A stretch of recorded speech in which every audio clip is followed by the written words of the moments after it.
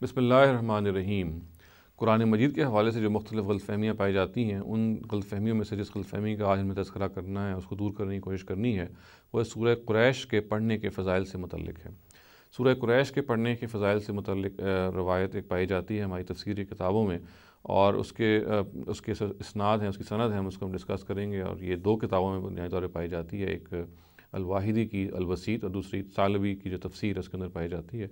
ये दोनों सनद जो हैं इंतहाई कमज़ोर हैं, और हम ये देखेंगे कि किस तरीके से इस रवायत ने अगरचे बहुत चर्चा पा लिया है, हमारी उम्मत में बहुत पढ़ाई जाती है, और ये कहा जाता है इसके पढ़ने से ये फ़ज़ाइल जो कि ये रवायत बयान करती है हासिल होंगे। ताहम इस बात को के बारे में मुहक्किकीन की राय ये है कि रवायत जो है इंतहाई कमज़ोर है, और इसके बारे में नबी सल्लल्लाहु अलैहि वसल्लम की निस्बत बिल्कुल ही मखदूश है।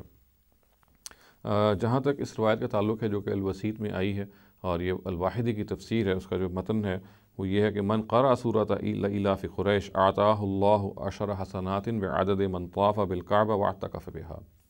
ये इसका मतन ये कहता है कि जिसने भी सूरह इलाफ़ को यानी सूरह कुरैश को उसकी तिलावत फरमाई, अल्लाह ताला उसको हर जितने लोगों ने भी काबा का तवाफ़ किया है और उसमें वो मुतकिफ़ रहे हैं, उसके एवज़ 10 नेकियां जो हैं उनको अता करेंगे। यानी हर शख्स जिसने भी काबा का तवाफ़ किया और जिसने इत्तिकाफ़ किया, वो हर एक के बदले 10 नेकियां अल्लाह ताला उसको अता करेंगे अगर उसने सूरह इलाफ़ को पढ़ा।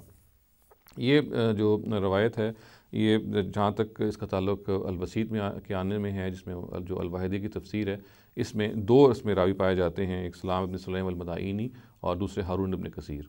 जहाँ तक सलाम इब्न सुलैम अल-मदाइनी का ताल्लुक़ है तो उनको अब्बास इब्न दूरी और अबू बकर इब्न खैसमा याहिया इब्न मईन से नकल करते हुए ये कहते हैं कि याहिया इब्न मईन की यह राय थी कि लैसा बिशै। और अहमद इब्न साद इब्न नबी मरियम जो हैं, उन्होंने भी याहिया इब्न मईन से जो दूसरी राय नकल की है वो ये है कि ज़ईफ़ुन ला युक्तबु हदीसुहु, यानी वो ज़ईफ़ हैं और उनके रवायतें जो हैं उस काबिल नहीं है कि दर्ज की जाएँ। और मोहम्मद बिन अब्दुल्ला बिन अम्मार अल-मुसली ये कहते हैं कि लैसा बिहुज्जा, यानी हुज्जत नहीं है, इनसे दलील नहीं लाई जा सकती। और इब्राहीम बिन याकूब अल-जुज़जानी ये कहते हैं कि गैर सिका, कि ये भी काबिल एतमाद नहीं है। अबू ज़ुरा उनको और अबू हातिम इनको ज़ईफ़ कहते हैं। इमाम बुखारी ये कहते हैं कि लोगों ने उनको तरक कर दिया था, वो मतरूक हैं। इमाम नसाई भी इनको मतरूक कहते हैं, और एक और जगह पे उनसे जो ओपिनियन मौजूद है वो ये है कि लैसा बिसिका वला युक्तबु हदीसुहु।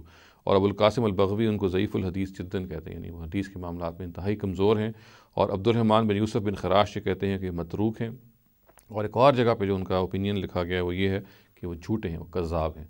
तो ये सलाम बिन सुलैम अल-मदाइनी के बारे में तफ़सील है जो मैं मुतअद्दिद मरतबा पहले भी इसी तरफ इशारा कर चुका हूँ।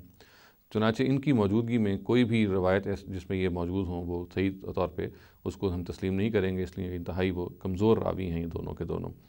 जहाँ तक इसकी दूसरी सनद का ताल्लुक़ है तो ये सालबी की तफ़सीर में बयान हुई है, और ये भी इंतहाई कमज़ोर है।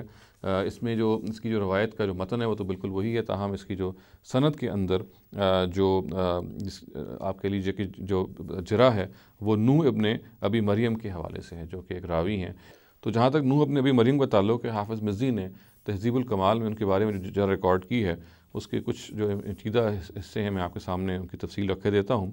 अबू ज़ुर्रा उनको ज़ईफ़ुल हदीस कहते हैं, और अबू हातिम, इमाम मुस्लिम, अबू बशर दुलाबी और दारक़ुतनी इनको मतरूकुल हदीस कहते हैं।